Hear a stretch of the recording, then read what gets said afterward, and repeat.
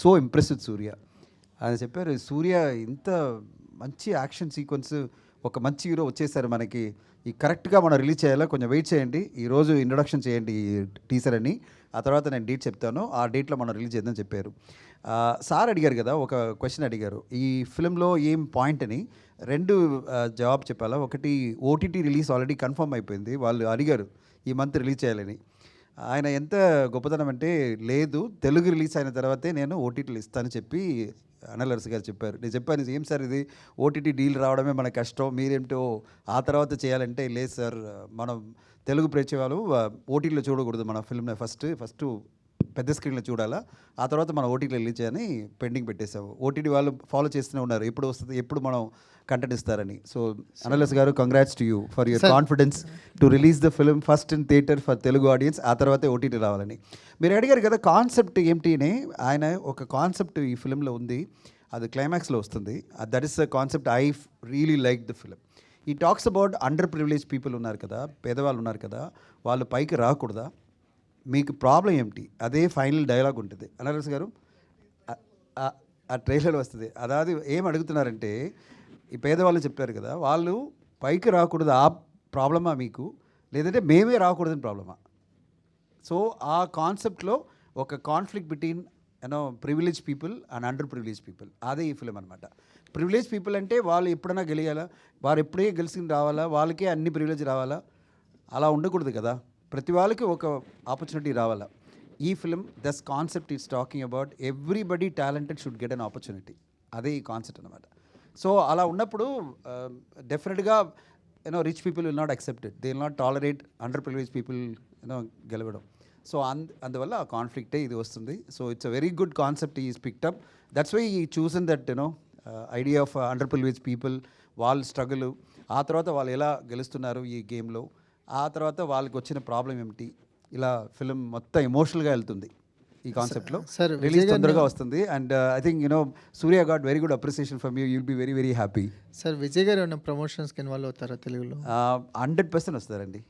నేనే అనలర్స్ గారు చెప్పారు విజయ్ గారు డెఫినెట్గా వస్తారని, అక్కడ ఆయన మేనేజర్ గారు ఉన్నారు అక్కడ. సార్ విజయ్ సేతుపతి గారి సినిమా చూసిన తర్వాత ఆయన రియాక్షన్ ఏంటి సార్, ఏంటి ఆయన ఇచ్చిన review? Sir is very very happy about his son. I can tell you one thing, is so happy.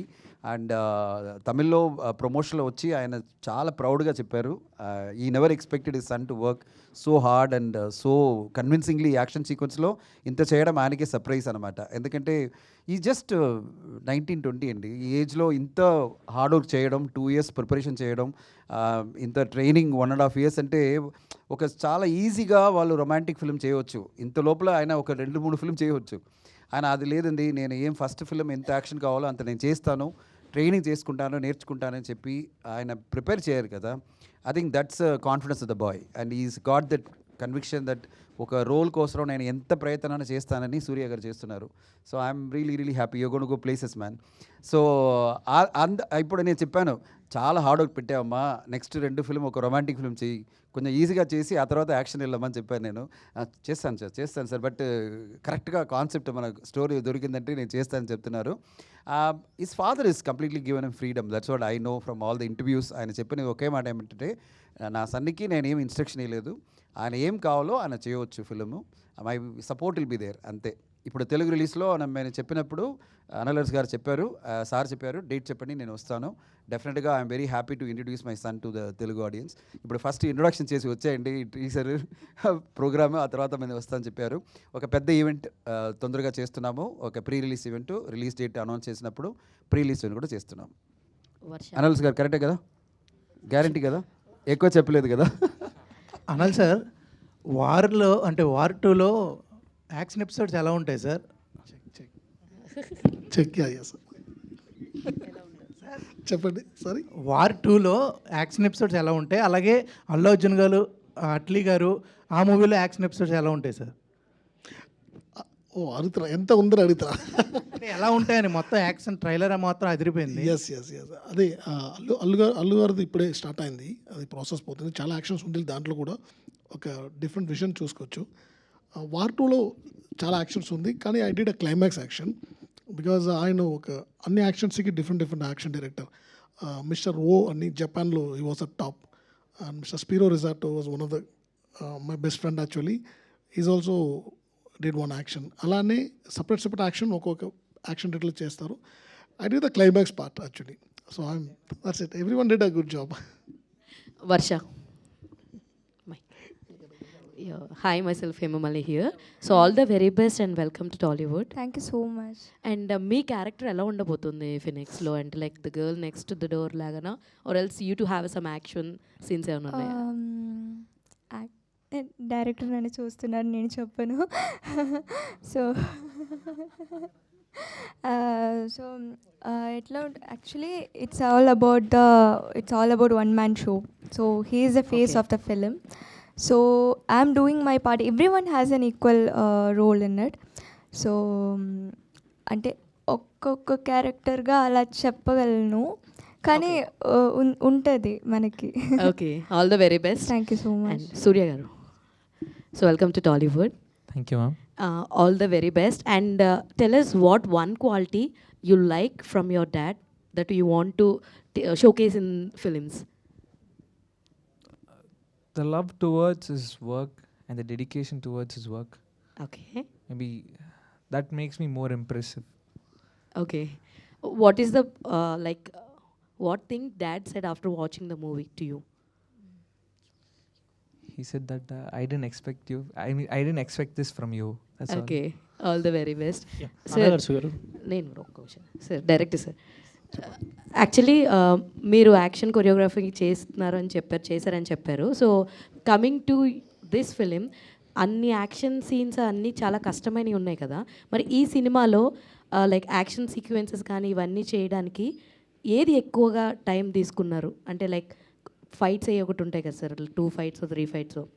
బేసిక్గా ఫైట్స్ చేసే మీకు మీ సినిమాలో ఒక different unique fight choreography present చేయాలని ఉంటుంది. సో అలా ఎక్కువ డేస్ తీసుకున్న కొరియోగ్రఫీ ఏమైనా ఉందా ఈ సినిమాలో?